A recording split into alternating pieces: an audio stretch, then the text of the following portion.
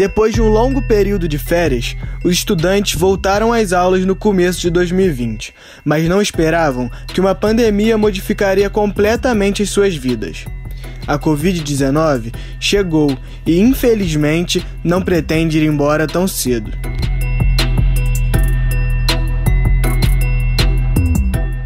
Para conter o contágio da doença, foi decretado pela OMS, Organização Mundial da Saúde, isolamento social. Com isso, as relações interpessoais tiveram que ser reinventadas. Tudo se modificou e, para que os estudantes não tivessem um ano letivo completamente perdido, vários países, entre eles o Brasil, tiveram que adotar o sistema de ensino remoto. Mas esse método de aprendizagem esbarrou em uma realidade alarmante: na desigualdade social. Nem todos têm acesso à tecnologia. 21 milhões de casas no Brasil não têm nem computador. 42 milhões de brasileiros não têm acesso à internet em casa. Esse grupo mora em 17 milhões de domicílios, onde nenhum morador se conecta ao mundo virtual.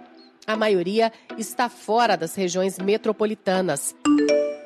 Aqui na minha casa, nós somos 6 filhos e 4 de nós estudamos lá na escola. A gente não tem um computador, meu computador está estragado, então não tem como assistir essas aulas pelo YouTube. O meu celular não é compatível com o aplicativo que o governo montou pra gente, então assim, não tem como assistir as aulas pelo aplicativo, então acaba que fica sendo somente pela televisão. Mas é totalmente inviável e fora de mão tentar fazer com que os 4 alunos da rede pública que tem aqui em casa assistam essas aulas. Você acabou de conhecer a jovem Sara Martins, de 16 anos, da cidade de Viçosa, Minas Gerais. Ela é estudante do 2º ano do ensino médio da rede pública de ensino. Como muitas, Sara não consegue ter acesso às aulas remotas.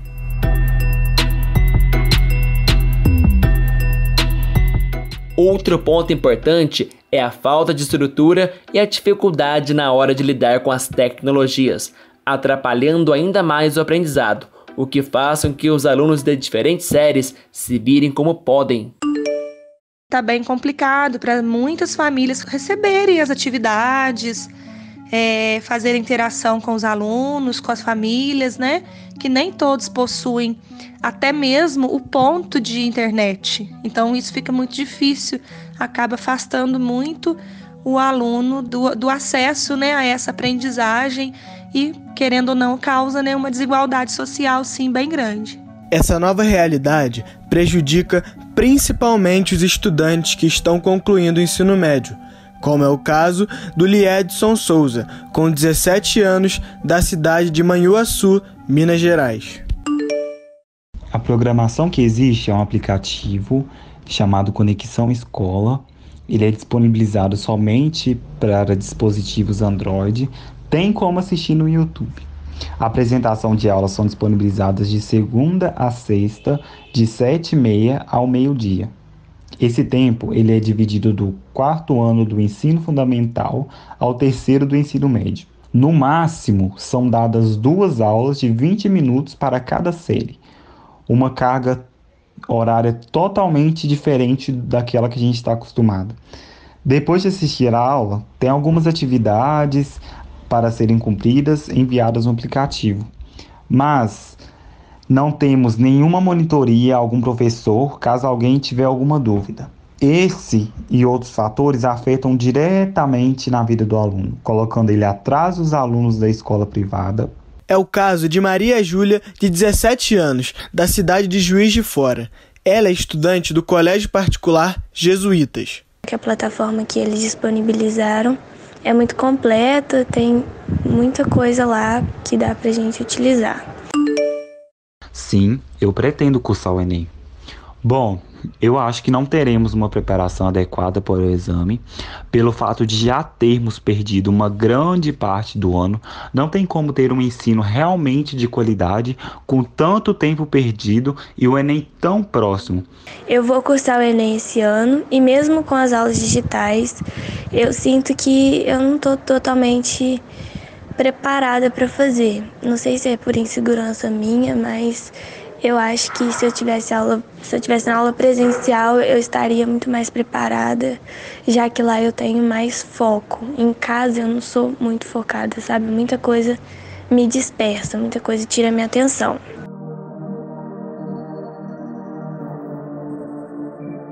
Oi, meu nome é Felipe Fernandes. E o meu é Caio Lisboa. Fique com a gente, porque está começando agora o segundo episódio do Prodescast, com o tema Os Desafios do Ensino Remoto. Para conversarmos sobre este assunto, convidamos a psicopedagoga Elaine Carvalho, a professora do ensino infantil Gina Mantovani Lacerda e a jornalista e doutora em educação, professora da UFJF, Janaína Nunes.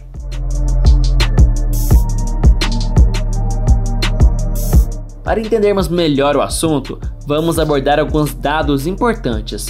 De acordo com a pesquisa do Centro Regional de Estudos para o Desenvolvimento da Sociedade da Informação, o CETIC, divulgada em 2019, apenas 44% dos domicílios da zona rural têm acesso à internet. Já nas áreas urbanas, o índice é bem mais alto, 70% dos lares estão conectados. Ao comparar as classes sociais, as diferenças ficam mais evidentes. Entre os mais ricos, classe A e B, 95% dos lares possuem sinal de internet. Já as classes D e E, 59% não conseguem navegar na rede.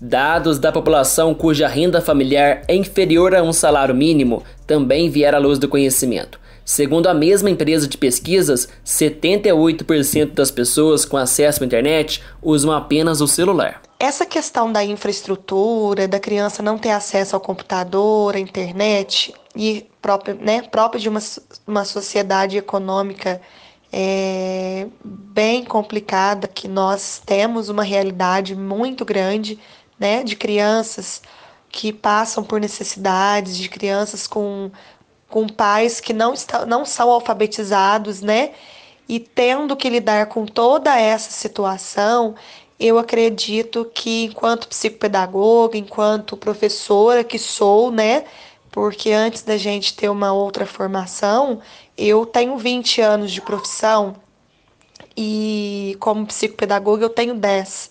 Então eu sei muito bem a realidade, converso muito com os pais e eu tenho muita certeza de que, com certeza, essa falta de estrutura dos pais, do conhecimento, agrava sim a aprendizagem desses alunos. Não é a mesma coisa. Essa que você acabou de conhecer é a professora e psicopedagoga Elaine Carvalho, que trabalha na rede pública de ensino na cidade de Carmo de Minas, no interior do estado, e conhece de perto a realidade de muitos alunos.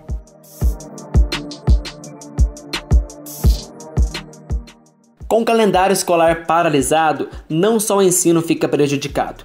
Em muitas escolas públicas do país, a refeição oferecida na instituição é uma das poucas ou até mesmo a única que o aluno vai ter, devido à baixa renda familiar. Os alunos hoje, eles estão enfrentando a dificuldade sem as aulas presenciais, eu acredito que até mesmo em questões de alimentação, Nós temos uma clientela que muitas vezes se alimenta na escola, é uma das dificuldades que os alunos enfrentam. A questão de ter alguém ali para orientá-lo na aprendizagem é uma outra dificuldade que eles vão enfrentar, Eu acredito que vão enfrentar ao longo dessa pandemia. Outra dificuldade também seria o acesso à informação, porque nós trabalhamos com uma clientela bem carente, que necessita de um auxílio tecnológico e não tem. Então, eles enfrentam muito. A educadora ainda pontua a importância da aproximação do professor com o aluno durante o processo de ensino e aprendizagem. Mas devido à desigualdade estrutural e financeira, muitos estudantes estão sendo prejudicados. Vai ser um entrave entre a criança que tem a internet e uma criança que não tem a internet. Porque a criança que tem a internet, ela vai receber uma explicação melhor da professora, vai interagir, vai ter um contato, tanto por áudio, por WhatsApp, pelo T-Link, que é um aplicativo que muitos professores, né, poderão usar desde que atinja a maioria dos seus alunos, porque é uma preocupação nossa também. E aí, querendo ou não, há a desigualdade social, né, devido à questão econômica, devido a esse padrão de vida. Então, dificulta bastante a aprendizagem em si, porque essa criança não vai ter o mesmo acesso, essa criança não vai ter o mesmo feedback. Essa criança, eles vão receber o material impresso, como todos irão receber, mas a explicação, a interação, o momento com o professor, eles não terão. E aí dificultará, sim, a aprendizagem.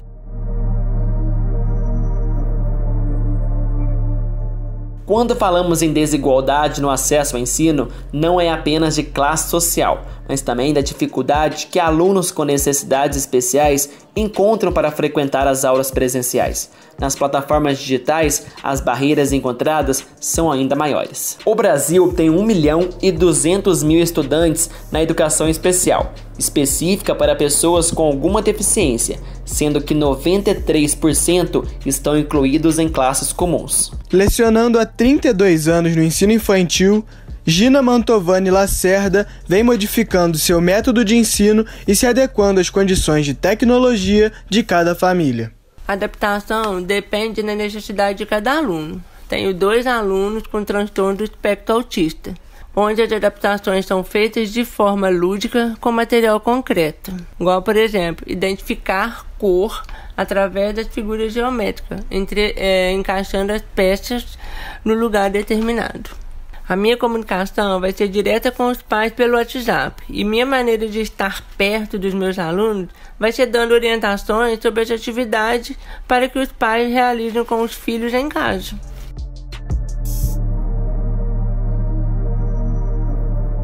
Quais são as principais dificuldades enfrentadas pelo ensino à distância? É o apoio da família em realizar a atividade com o aluno em casa. Apesar da quarentena, muitos já estão trabalhando para a sobrevivência e necessidade da família. Sem contar que tenho 2 alunos que não têm internet em casa. Mas vou disponibilizar o material na escola com dia e hora marcada para a família pegar.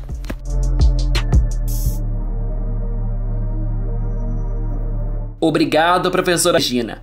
Agora vamos convidar para a conversa a jornalista, doutora em educação e pesquisadora do uso pedagógico da mídia e das tecnologias digitais, a professora Janaína Nunes, que, ao analisar este cenário de uma tentativa de aulas remotas, ressalta que os docentes tiveram que trabalhar e se aperfeiçoar em um mundo até então desconhecido para muitos.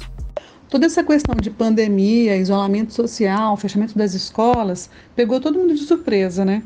Então, nem professores, nem as escolas, nem os alunos, ninguém está preparado para a educação à distância.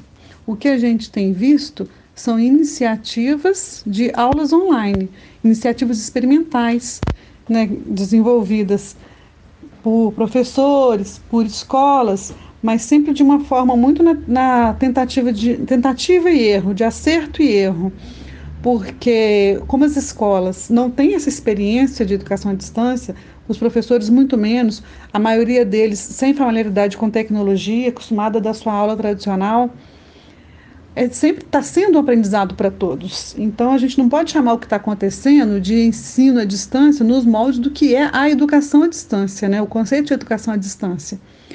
Porque o que a gente tem visto é algo muito sem preparo. A maioria das escolas, né, tem usado ou aplicativos de encontro online, como Google Meet e outros, ou as videoaulas. E os professores tendo que aprender a preparar uma videoaula, tendo que aprender a fazer roteiro, a fazer edição, a iluminação, coisa que eles nunca viram antes. E foi tudo muito sem tempo de preparo, né? Tudo muito em cima da hora.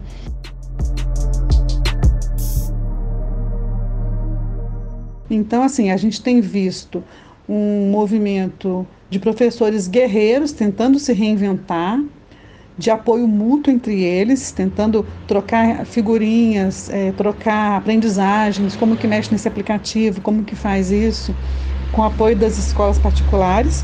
E aí o que tem gerado um aumento desse desnível social total, né? Porque as escolas particulares têm, teoricamente, mais condições de fazer isso, né? Professora, em relação ao uso das tecnologias associada ao ensino pedagógico, o que poderia ter sido feito para não gerar prejuízos aos alunos? Os teóricos, né, principalmente no que a gente estuda, que é o Vygotsky, ele fala da zona proximal de desenvolvimento, em que, estando próximos entre si, os estudantes e professores vão se desenvolvendo mutuamente.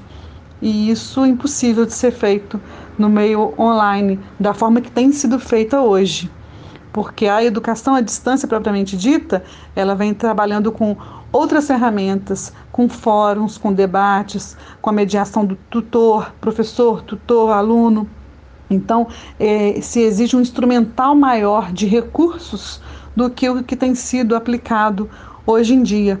E exige também um treinamento, um módulo introdutório, que é feito nos cursos à distância, para que o aluno possa se familiarizar com as ferramentas, porque essa é uma das grandes dificuldades também da aprendizagem, é a falta de familiaridade com aquelas ferramentas digitais.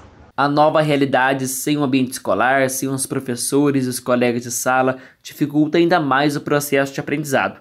Professora Janaína, você acha que depois disso, os docentes e as escolas serão mais valorizados? Acredito sim que os professores serão mais valorizados, principalmente pelas famílias que estão sofrendo ou com estudantes em casa parados sem ter aula, ou com essa questão de ter que ser professor dos seus filhos, de ter que tutorar o ensino dos seus filhos, que é uma grande dificuldade também.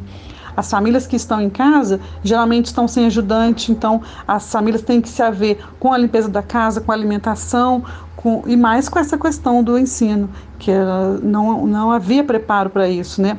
Muitas são famílias de pais que trabalham fora, que não estão acostumados com serviços domésticos e que têm que trabalhar nesse sentido também, e mais o ensino. Então é um peso que as famílias estão carregando, tanto das que estão ensinando as crianças em casa, quanto daquelas que estão vendo as crianças paradas, sem estímulo, sem desenvolvimento cognitivo, no sentido do desenvolvimento escolar, né?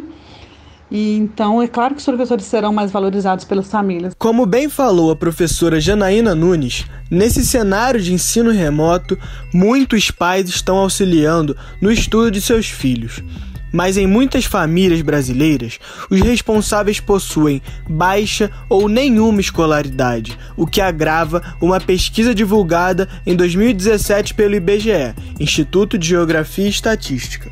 Há correlação entre o nível de escolaridade da família e a chance do filho concluir a universidade. Segundo o estudo, 69% dos jovens cujos pais concluíram o ensino superior concluíram a graduação. Já por outro lado, a probabilidade de alguém que não frequentou a escola ter um filho com diploma universitário é de 4,6%.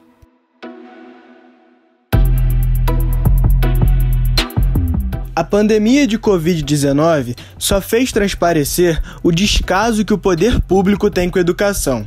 Professores desvalorizados, estruturas precárias e pouco investimento. Não à toa, o Brasil ocupa a 78ª posição no ranking mundial da educação. Mesmo com este cenário desigual, que só se faz aumentar, o Ministério da Educação insistia em aplicar a prova do Exame Nacional do Ensino Médio, o Enem. Depois de um grande empenho da sociedade e de reitores das universidades públicas, a prova foi adiada por 60 dias.